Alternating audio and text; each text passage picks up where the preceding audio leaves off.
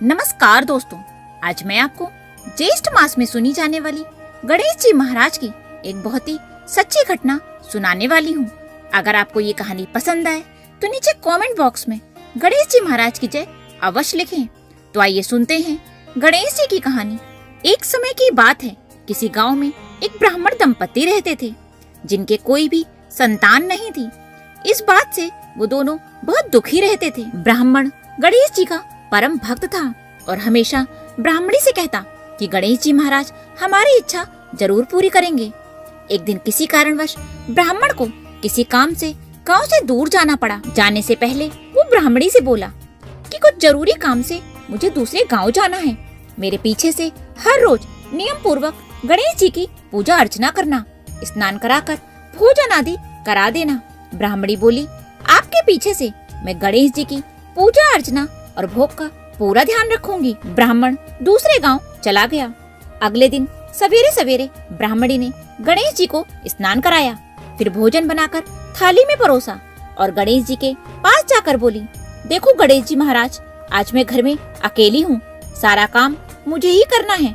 मैंने आपको स्नान भी करा दिया है, अब मैं घर के बाकी के काम करने जा रही हूँ, आप यह भोजन कर लेना। ऐसा कहकर ब्राह्मणी अपने घर के कामों में लग गई। थोड़ी देर बाद उसने देखा कि गणेश जी ने भोजन नहीं किया है। वो फिर गणेश जी से बोली, गणेश जी महाराज आकर भोजन कर लो, नहीं तो ठंडा हो जाएगा। जब तक मैं अपने बचे हुए काम निपटा लेती हूँ। सारा काम निपटाकर जब वे वापस आई तो उसने देखा कि भोजन तो वैसा का वैसा रखा है। वो फिर से बोली, हे गणेश जी महाराज, अब तो दोपहर भी हो गई है, अब तो भोजन कर लो। आप भोजन कर लो तो मैं भी भोजन करूंगी। सुबह से ही भूखी प्यासी मैं काम में लगी हूँ। ऐसे बार बार ब्राह्मणी के पुकारने पर गणेश जी ने सोचा, ये मेरी भक्त तो बहुत भोली है, इसकी पुकार पर मुझे जाना ही होगा। गणेश जी ने छोटे से बालक का रूप धारण किया और ब्राह्मणी के पास भोजन करने पहुँच गए। प्रेम पूर्वक भोजन किया और वापस अपने स्थान पर बैठ गए।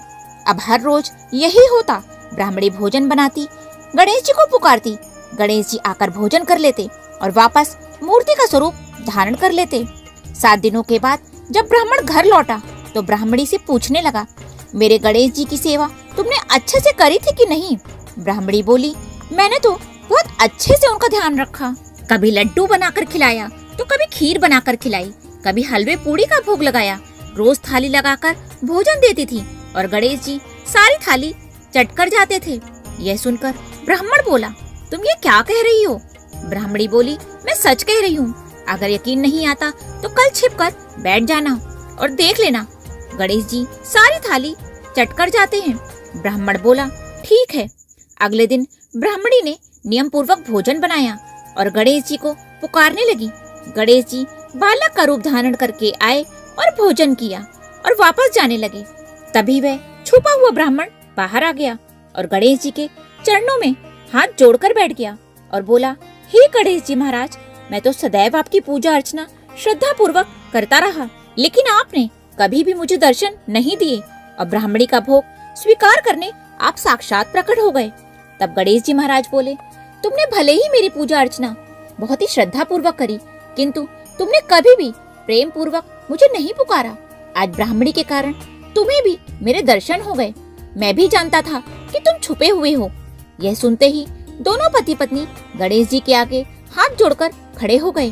गणेश जी बोले, हे ब्राह्मण, मैं तुम दोनों की पूजा भक्ति से अति प्रसन्न हूँ। शीघ्र ही मैं तुम्हें संतान सुख प्राप्त होने का वरदान देता हूँ। तुम्हारे घर में कभी भी अन्न धन की कोई कमी नहीं होगी।